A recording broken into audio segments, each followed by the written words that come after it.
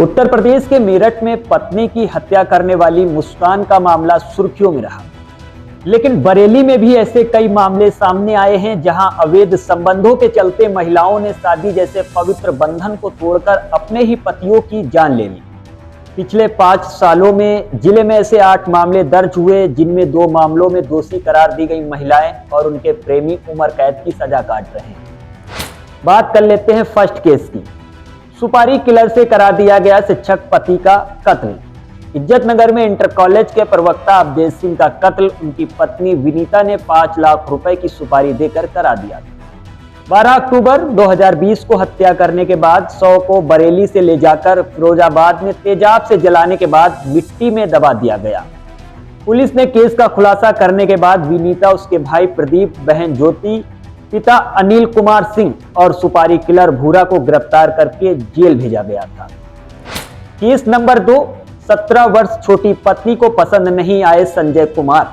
बिहारीपुर मेमरान में रहने वाले संजय कुमार गुप्ता की हत्या उनकी पत्नी ज्योति ने 2 जून 2022 को अपने प्रेमी अब्बास से करा दी थी। ज्योति की उम्र 23 वर्ष और संजय की उम्र 40 वर्ष थी। इसकी वजह से उसने अब्बास से संबंध बनाने थे। संजय के मकान का निर्माण शुरू हुआ और वो सुभाष नगर में किराए के मकान में रहने लगे। इसी दौरान उनकी हत्या करा दी गई। केस नंबर 3, घर पर हत्या करके पति को ले गई अस्पताल। इज्जतनगर की आकांक्षा ने जोया अख्तर ने अपने पति जीशान अख्तर की हत्या 2 अगस्त 2022 को 50,000 रुपए की सुपारी देकर कराई। पुलिस को गुमराह करने के लिए वो जीशान को खुद जिला अस्पताल लेकर पहुंची थी। जीशान की बहन डॉक्टर उस्मा खान को शक हुआ तो शव का पोस्टमार्टम कराया गया। इसके बाद परतें खुल गईं। जोया, उसका प्रेमी और भाड़े के हत्यारे को पुलिस ने तब जेल भेज दिया था। बात कर लेते हैं केस नंबर 4 की। शादी के 15 दिन बाद ही खून से रंगे हाथ। जी हां, जोगी नवादा निवासी चांदनी की शादी सोनू सागर से हुई थी। शादी से 15 दिन बाद 25 नवंबर 2022 को सोनू का अचानक अपहरण हो गया। परिजनों ने चांदनी, उसके प्रेमी अरविंद पर हत्या का शक जताते हुए थाना बारादरी में शिकायती पत्र दिया। इसके बाद पुलिस ने सोनू का शव बरामद किया और चांदनी, अरविंद समेत 2 को गिरफ्तार करके जेल भेज दिया था। प्रेमी से कराई थी पत्नी की हत्या। आजीवन कारावास की सजा। कैंट के गांव कांधरपुर निवासी रोहित का शव परगावा गांव के नजदीकी 7 जनवरी 2023 को सुबह पड़ा मिला था। रोहित की गला काटकर हत्या की गई थी। पुलिस ने सबके आधार पर पत्नी आरती से पूछताछ की तो पता चला कि आरती की 2 महीने पहले अनुज पटेल नामक युवक से फेसबुक के जरिए दोस्ती हुई थी। प्रेम संबंध में बाधा बनने पर आरती के कहने पर अनुज ने रोहित की हत्या कर दी। इस मामले में पत्नी और प्रेमी को आजीवन कारावास की सजा सुनाई गई है। केस नंबर 6, 18,000 रुपए के लिए पति को मारी गोली। थाना बारादरी क्षेत्र में किराए के मकान में रहने वाली आंगनबाड़ी कार्यकर्ता पूनम कुमारी ने 7 मार्च 2024 को 18,000 रुपए के लिए पति नरेंद्र कुमार गंगवार के सीने में तमंचे से गोली मारकर हत्या कर दी। नरेंद्र के पिता की तहरीर पर बारादरी पुलिस ने पूनम और उसके बहनोई ओम प्रकाश के खिलाफ रिपोर्ट दर्ज करा ली।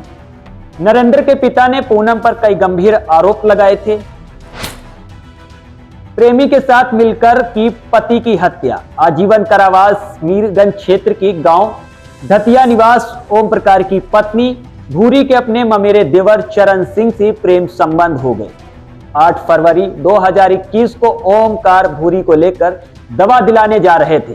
रास्ते में मिले चरण सिंह को भूरी की मदद से ओमकार की हत्या कर दी गई।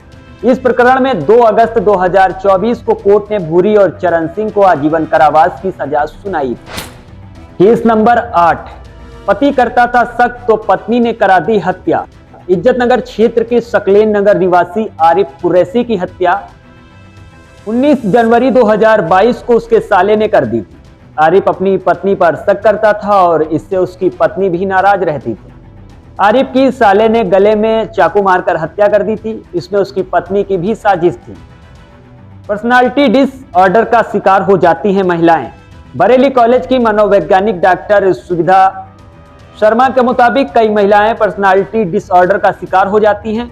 इस तरह की महिलाओं से कोई भी व्यक्ति भावनात्मक रूप से जुड़ता है तो वो उसे अपना खास संबंधित मान लेती हैं और जो उनके सबसे करीब होता है उसे दुश्मन मान लेती हैं। इस तरह की महिलाएं खुद और दूसरों के लिए आत्मघाती बन जाती हैं। जो महिलाएं नौकरी करती हैं वो कभी कभी पति की वैल्यू कम समझने लगती हैं और अन्य लोगों से संपर्क लेती हैं और राह भटक जाती हैं, इसलिए इस तरह का कदम उठाती हैं। अब सवाल है कि इनसे बचा कैसे जाए। तो इन मामलों को लेकर डॉक्टर सुविधा शर्मा ने बताया कि यदि किसी महिला या पुरुष के मन में इस तरह के विचार आते हैं तो वो तुरंत अपने खास लोगों से इसकी चर्चा करें, बताएं कि उनके मन में इस तरह के विचार क्यों आ रहे हैं। अकेले ना रहें, मनोरोग विशेषज्ञ की सलाह लें और अपने को व्यस्त रखें। दूसरे की कशिश पर ध्यान ना दें और अपने विवेक का इस्तेमाल करें, जिससे उनका परिवार बर्बाद होने से बच सकता है। तो दोस्तों, ये बरेली की स्टोरी थी आज के खास प्रोग्राम में। नमस्कार।